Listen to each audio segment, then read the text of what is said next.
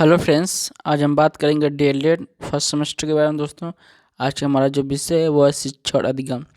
ठीक है, तो आज जो मेरा टॉपिक रहेगा वो है शिक्षण प्रविधियाँ। ठीक है, इस पे दोस्तों मैं एक वीडियो बना चुका हूँ, उसको आप जाकर प्ले लिस्ट में देख सकते हैं। ठीक है, उसमें दोस्तों मैंने प्रश्न उत्तर विधि, विवरण प्रविधि, वर्णन प्रविधि, व्याख्यान और स्पष्टीकरण, दोस्तों ये 5 मैं कंप्लीट करा चुका हूँ। ठीक है, तो इसी में दोस्तों इसी क्रम में आज हम लोग पढ़ेंगे कहानी कथन प्रविधि, निरीक्षण एवं अवलोकन प्रविधि, उदाहरण प्रविधि, खेल और प्रयोगात्मक कार्य प्रविधि। ठीक है, यहाँ तक दोस्तों कंप्लीट करेंगे और नेक्स्ट वीडियो आएगा जो लास्ट रहेगा इस चैप्टर का। इसमें ये जो बच्चे हुए चाह रहे हैं दोस्तों उसको हम लोग पढ़ लेंगे। ठीक है, तो चलिए स्टार्ट कर लेते हैं।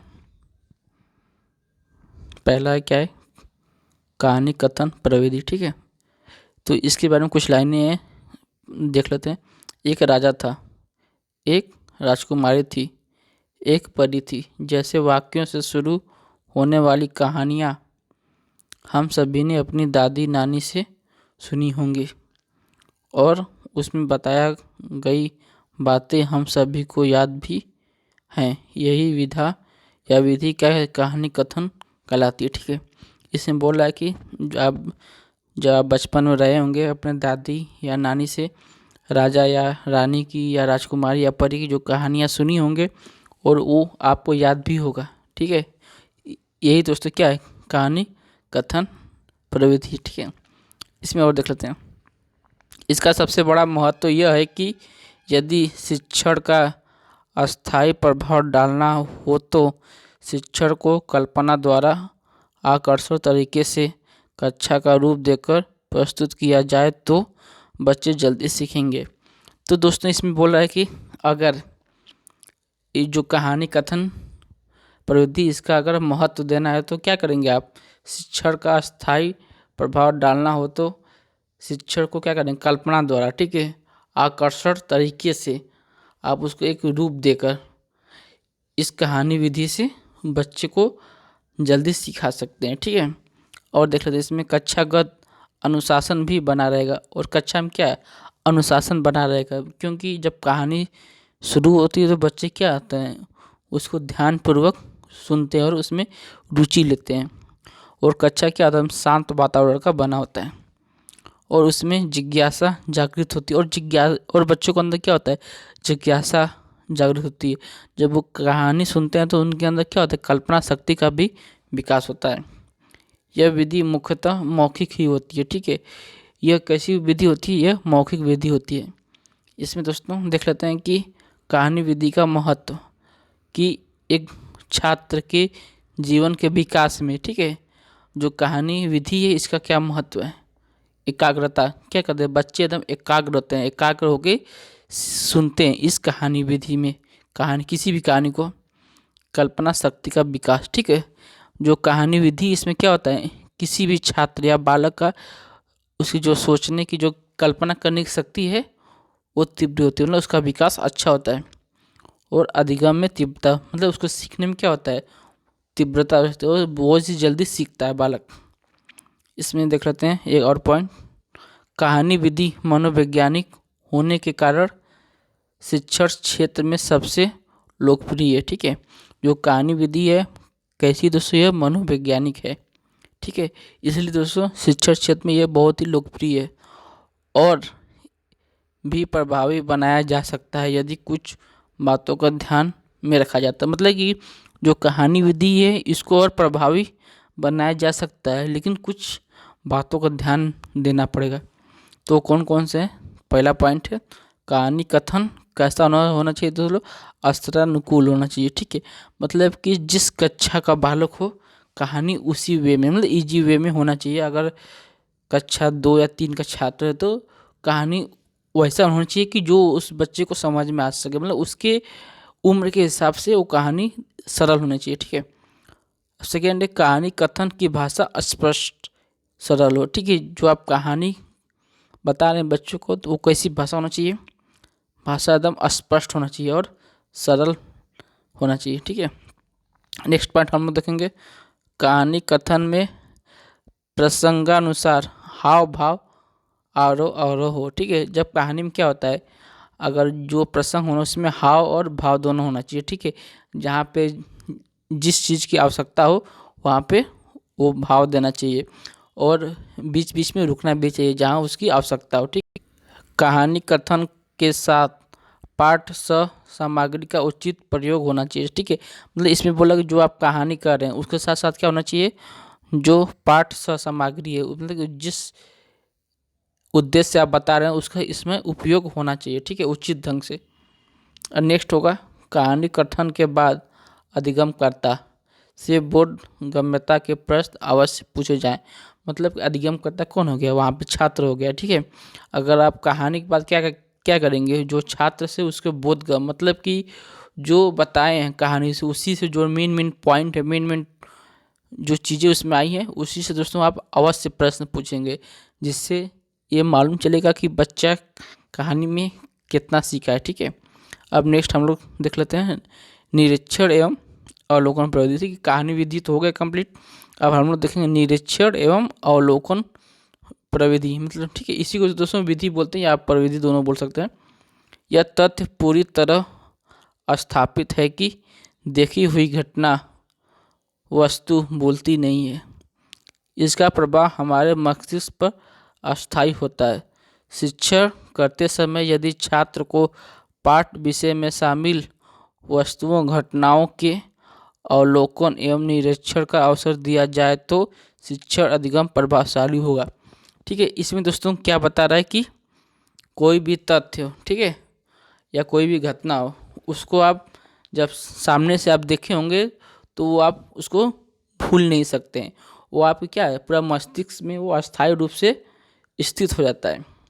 ठीक है, अगर शिक्षण करते समय, ठीक है, शिक्षण करते समय यदि छात्र को पाठ वस्तु, ठीक है, जो आप छात्र को पाठ वस्तु का ज्ञान दे रहे हैं, ठीक है, उसमें उसी घटनाओं को आप शामिल करेंगे, ठीक है, तो उसमें क्या हो जाएगा, उस बच्चे को अवलोकन या निरीक्षण करने का अवसर भी आप देंगे तो क्या होगा, अधिगम प्रभावशाली होगा। मतलब कि इसमें कहने का तात्पर्य यह है कि किसी भी छात्र को आप जिसके साथ वो घटना हो चुकी है, आप उसी चीज़ को शामिल करके उस पाठ वस्तु में आप पढ़ाएंगे तो उस बच्चे का क्या है, अधिगम स्तर अच्छा होगा, प्रभावशाली ढंग से बढ़ेगा। ठीक है, हम लोग देखेंगे अब वास्तव में किसी वस्तु स्थान कार्य का ध्यान पूर्वक निरीक्षण करना ही अवलोकन है। ठीक है, मतलब इसमें बोल रहा है कि किसी भी वस्तु हो, स्थान हो या कार्य हो, उसका क्या करेंगे आप, ध्यान पूर्वक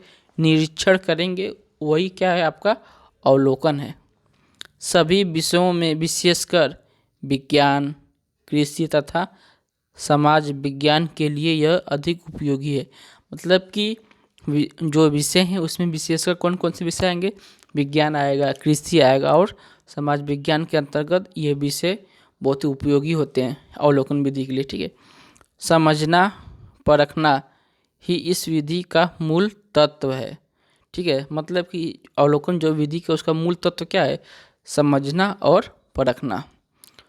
समूह शिक्षण एवं उच्च स्तर पर शोध कार्यों में इस विधि का प्रयोग प्रभावी होता है। ठीक है, किस विधि में इसका उपयोग प्रभावी होता है, समूह शिक्षण हो गया और उच्च स्तर पर जो शोध होता है उसमें अवलोकन विधि का जो प्रयोग है वो प्रभावी होता है। इस विधि से शिक्षण करते समय जो जो मुख्य मुख्य बातें हैं दोस्तों उसको हम लोग देख लेते हैं। पहला है अवलोकन निरीक्षण की प्रक्रिया क्रमबद्ध हो। ठीक है, जो अवलोकन या निरीक्षण हो उसकी जो प्रक्रिया कैसा दोस्तों, क्रमबद्ध हो। ठीक है, एक सिस्टम से हो एक। ठीक है, अब नेक्स्ट देखेंगे कब, कहाँ, किसका, क्या और कैसे अवलोकन करना है यह छात्रों को पता होना चाहिए। ठीक है, कब, कहाँ, कैसे और किस ढंग से आपका अवलोकन करना है यह उस छात्र को पता होना चाहिए। ठीक है, जो अवलोकन के लिए जा रहा है। उद्देश्य का पूर्व निरीक्षण जरूरी है। ठीक है, मतलब सॉरी दोस्तों, उद्देश्य का पूर्व निर्धारण जरूरी है। ठीक है, जिस उद्देश्य से वो जा रहा है, ठीक है, उसको वो मालूम होना चाहिए कि मैं किस उद्देश्य से वहाँ पे जा रहा हूँ। ठीक है, निरीक्षण करने या अवलोकन करने। दोस्तों हम लोग नेक्स्ट देखेंगे, छात्रों को शिक्षक के मार्गदर्शन में ही अवलोकन निरीक्षण करना चाहिए। ठीक है, किसी भी छात्र को किसके दोस्तों, शिक्षक मतलब टीचर के मार्गदर्शक में ही अवलोकन या निरीक्षण करना चाहिए। ठीक है, अवलोकन निरीक्षण के बाद उसकी आख्या लेखन आवश्यक है। ठीक है, जब आप प्राइमरी में या प्राइमरी स्कूल में टीचिंग के लिए जाएंगे तो वहाँ पर दोस्तों आपका अवलोकन और निरीक्षण करना होता है। ठीक है, उसमें दोस्तों आपको एक आख्या लेखन लिखना होता है। ठीक है, वहाँ पे आप कैसे कैसे क्या अवलोकन किए, वहाँ की अच्छाइयाँ क्या हैं, कमियाँ क्या हैं, वो आप इस अवलोकन फाइल में लिख सकते हैं। हम लोग देखेंगे नेक्स्ट, उदाहरण विधि। ठीक है, तो इसमें क्या दिया, किसी कठिन और गूढ़ तथ्य, घटना, वस्तु को, ठीक है, सामग्री, प्रसंगों, अनुभवों के प्रयोग द्वारा व्यक्त करना उदाहरण है। ठीक, इसमें क्या बोल रहा है, किसी कठिन हो या तथ्य हो या घटना हो या वस्तु हो, कोई भी सामग्री हो, ठीक है, अनुभवों के प्रयोग द्वारा व्यक्त करना उदाहरण कहलाता है। जैसे इसके बारे में देखेंगे तो हम लोग क्लियर हो जाएगा। सरदार भगत सिंह की वीरता, साहस, बलिदान का उदाहरण देकर बच्चों में राष्ट्रीय भावना का विकास किया जा सकता है। ठीक है, तो इसका दोस्तों अगर सरदार जो भगत सिंह है उनको हर एक बच्चा जानता है, तो उनकी जो वीरता है या साहस है, जो उनका उन्होंने देश के प्रति जो बलिदान दिया है, एक आप उदाहरण प्रस्तुत करके उस बच्चे के अंदर क्या है, जो राष्ट्रीय भावना है उसका विकास कर सकते हैं। तो दोस्तों ये किसके, ये उदाहरण विधि के द्वारा ही संभव है। तो इसमें एस के कोचर क्या बोल रहे हैं देख लेते हैं। उदाहरण का अभिप्राय प्रतिमान, चित्र तथा चार्ट आदि वस्तुओं से है जो क्लिष्ट विचारों का वर्णन करते हैं और उसकी प्रक्रिया में उन पर विशेष प्रकाश डालकर उन्हें आसान बनाते हैं। ठीक है, एस के कोचर बोल रहे हैं कि उदाहरण का जब प्रतिमान किससे दोस्तों है, वह चित्र तथा चार्ट आदि वस्तुओं से है जो उनके विचारों का वर्णन करते हैं और उनकी प्रतिक्रिया में उन पर विशेष प्रकाश डालकर ठीक उन्हें आसान बनाते हैं। उदाहरण के द्वारा आप किसी भी तथ्य को या किसी भी चीज़ को आप समझाएंगे तो वो आसान हो जाता है। ठीक है, इसमें दोस्तों और देख लेते हैं, ये सीखने वालों की भावनाओं, कल्पनाओं को प्रेरित करता है। ठीक है, जो भी छात्र हो या कोई व्यक्ति हो, ठीक है, वो अगर सीखने में उसको क्या, उसकी जो भावनाएं हैं और कल्पनाएं, उसमें दोस्तों क्या है, ये प्रेरित मतलब प्रेरणा का कार्य करता है आपका उदाहरण, जिससे उसके विचार स्पष्ट होते हैं और वह सही ज्ञान ग्रहण करने योग्य बनता है। उदाहरण के द्वारा क्या करता है, उस छात्र या व्यक्ति का क्या विचार स्पष्ट होता है और वो जो सही ज्ञान है वह ग्रहण करने में योग्य बन जाता है। नेक्स्ट देखेंगे, उदाहरण की सहजता उसका सबसे बड़ा गुण है। ठीक है, उदाहरण की जो सहजता उसका सबसे बड़ा क्या है, गुण है। शिक्षण कार्य जितने ज़्यादा उदाहरणों, दृष्टांतों से समझाया जाएगा वह संप्रत्य छात्रों को पूर्णतः स्पष्ट हो जाएगा, वह गलतियां की संभावना कम रहेगी। ठीक है, इसमें दोस्तों साफ साफ कहने का तात्पर्य यह है कि शिक्षा कार्य में आप जितने से ज़्यादा उदाहरण दे के छात्र या किसी व्यक्ति को समझाएंगे तो क्या करेगा, उस व्यक्ति के या छात्र के अंदर क्या क्या होगा, वो चीज़ों को स्पष्ट तरीके से पूर्णतः वो समझेगा और उसके अंदर जो भी गलतियाँ करने की संभावना रहेगी वो एकदम खत्म हो जाएगी। ठीक है, निष्क्रिय हो जाएगी। अब और देख लेते हैं, स्वर संधियों में दीर्घ संधि के अर्थ को हम जितने उदाहरण, ठीक है, रामायण विद्यालय, सदाचार, रामाज्ञा, देवालय, मुख्यालय, आज्ञानुसार आदि से स्पष्ट करेंगे, दीर्घ संधि का अर्थ उतना ही ग्राह्य होगा। ठीक है, इसमें दोस्तों बोल रहे हैं कि एक आप दीर्घ संधि कैसे बताएंगे बच्चों को, अगर आप उदाहरण देके जितने से जितने बेसी उस बच्चे को आप उदाहरण देके समझाएंगे, जैसे विद्यालय हो गया, रामायण हो गया, तो ये सब क्या है, ये सब दीर्घ संधि के उदाहरण है। तो उस वो बच्चे को उतनी ही चीज़ें वो चीज़ें समझ में आएंगी। ठीक है, और वो एकदम उस चैप्टर को लेकर या उस चीज़ को लेकर वो क्लियर हो जाएगा, उसके अंदर जो डाउट है वो ख़त्म हो जाएगा। इसलिए दोस्तों किसी भी चीज़ को समझाने के लिए उदाहरण मोस्ट इम्पॉर्टेंट होता है। ठीक है, अब हम लोग देखते हैं नेक्स्ट, उदाहरण विधि का प्रयोग कैसे करेंगे। उदाहरण क्या होना चाहिए, सरल व स्पष्ट भाषा में हो उदाहरणों में विविधता हो, उदाहरण स्तरानुकूल हो, पूर्व ज्ञान से संबंधित व रुचिकर हो, ठीक है, सरल से कठिन, ज्ञात से अज्ञात की ओर उन्मुख हो। ठीक है, इसमें दोस्तों बोला कि जब आप उदाहरण का प्रयोग करेंगे तो कैसा होना चाहिए, वो सरल भाषा में होना चाहिए, ठीक है, और स्पष्ट होना चाहिए, ठीक है, और उसमें क्या स्तरानुकूल, मतलब जिस स्तर का वो छात्र उसी के अनुकूल वो उदाहरण होना चाहिए और उससे पूर्व ज्ञान से संबंधित होना चाहिए, ठीक है, और वो क्या होना चाहिए, रुचिकर भी होना चाहिए, सरल से कठिन को, सबसे आगे आप उसको इजी मतलब कि आसान चीज़ें सिखाएंगे, फिर उसको कठिन की ओर ले जाएंगे, और फिर वो क्या जो चीज़ें उसको ज्ञात है वो बताएंगे, फिर अज्ञात की ओर उसको अग्रसर ले जाएंगे। ठीक है, अब हम लोग देख लेते हैं खेल विधि। तो खेल एक क्या है, स्वाभाविक प्रक्रिया, इसी के द्वारा बालक अपने को मूल रूप में व्यक्त करता है। खेल क्या है दोस्तों, एक स्वाभाविक प्रक्रिया है, इसी के द्वारा बालक क्या करता है, अपने को मूल रूप में व्यक्त करता है। तो इसमें एक मनोवैज्ञानिक है ह्यूजेज, ठीक है, एवं ह्यूजेज क्या बोलते हैं देख लेते हैं। वह विधि जो बालकों को उसी उत्साह से सीखने की क्षमता देती है, ठीक है, जो उनमें स्वाभाविक रूप में पाई जाती है, तो प्रायः क्रीड़ा विधि कहलाती है। ठीक है, तो इन्होंने बोला कि वह विधि जो बालक को क्या करे, उसी उत्साह में, ठीक है, सीखने की क्षमता देती है, जो उनमें स्वाभाविक रूप में पाई जाती है, मतलब कि जो उस बालक के जो स्वाभाविक रूप में पाई जाती है, उसी उत्साह में उस बच्चे को क्या सीखने की क्षमता प्रदान करती है। तो उसी को दोस्तों हम लोग क्या बोलते हैं, खेल विधि। नेक्स्ट हम लोग देख लेते हैं इसी में पॉइंट है खेल विधि का। खेल खेल में सीखो, यह कथन मनोवैज्ञानिक दृष्टिकोण को संकेत करता है। ठीक है, आप प्राइमरी कक्षा की जो किताबें आप देखे होंगे उसमें भी लिखा होता है खेल खेल में सीखो। ठीक है, आप खेल खेल में भी बच्चों को सिखा सकते हैं, जैसे 1-2 का जो हो गया, बहुत सारे गेम होते हैं जिसके सहारे बच्चों को सीख मिलती है, उसको आप सिखा सकते हैं। इस विधि से परंपरागत शिक्षण को नवीन दिशा दी है, जिससे शिक्षण ज़्यादा रुचिपूर्ण हो गया। रायबर्न ने इसके महत्व को बताते हुए कहा। ठीक है, मतलब जो आपका खेल विधि है वो कैसा है, वो एक रुचिपूर्ण है। ठीक है, तो वो एक नई दिशा भी दिया है। तो रायबर्न क्या बोलते हैं, चलिए देख लेते हैं।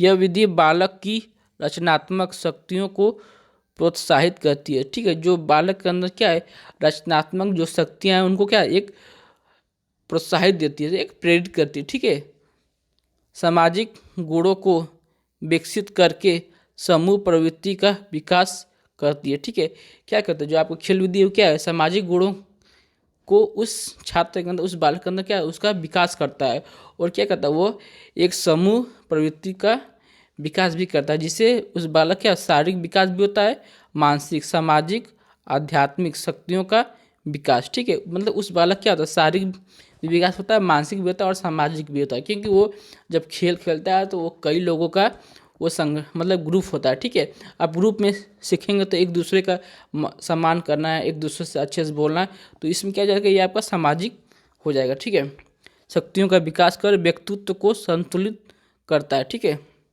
अब नेक्स्ट हम लोग देखेंगे खेल विधि से शिक्षण करते समय हम परिवेश में उपलब्ध सामग्री प्रयोग करें और अभिनय को शामिल कर दें तो शिक्षण जीवन से। ठीक है, इसमें बोला कि जो खेल विधि है उसमें क्या हम लोग करेंगे, शिक्षण करते समय, ठीक है, क्या है, हम जिस परिवेश में हैं उसमें जो उपलब्ध सामग्री है उसका हम लोग प्रयोग करेंगे और अभिनय को शामिल कर देंगे। ठीक है, तो क्या होगा, शिक्षण जीवन से सहसंबंधित होगा। ठीक है, वो आपका शिक्षण क्या है, वो आपके जीवन से सहसंबंधित, मतलब वो संबंध में रहेगा और रुचिकर भी होगा। ठीक है, शिक्षण में इसके महत्व को फ्राबेल ने सबसे पहले रेखांकित किया था।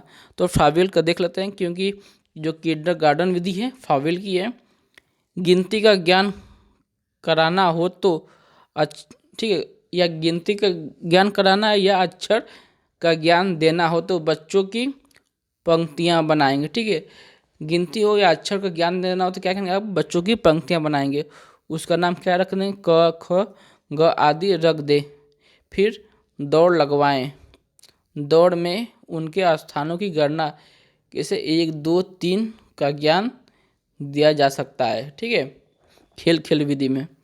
अब हम लोग देखेंगे इस खेल के बाद समूह चर्चा विधि। ठीक है, इसमें देखेंगे किसी वस्तु पर एक से अधिक लोगों द्वारा चिंतन और वार्तालाप करने को समूह चर्चा विधि कहते हैं, ग्रुप डिस्कशन जिसको बोलते हैं। इस विधि से शिक्षण करने से सुनने समझने का कौशल विकसित होता है। ठीक है, इसमें बोल रहा है कि जो आपका समूह चर्चा विधि, इसमें क्या है, कई लोग होंगे, ठीक है, वो चिंतन और वार्तालाप दोनों करेंगे। किसमें दोस्तों? समूह विधि में। और इस विधि से क्या होता है, जो शिक्षण करने से क्या होता है, सुनने और समझने का कौशल उस बालक या उस छात्र के अंदर विकसित होता है। ठीक है, यह विधि आगमन पर ज़्यादा जोर देता है। ठीक है, यह आगमन विधि पर ज़्यादा जोर देता है।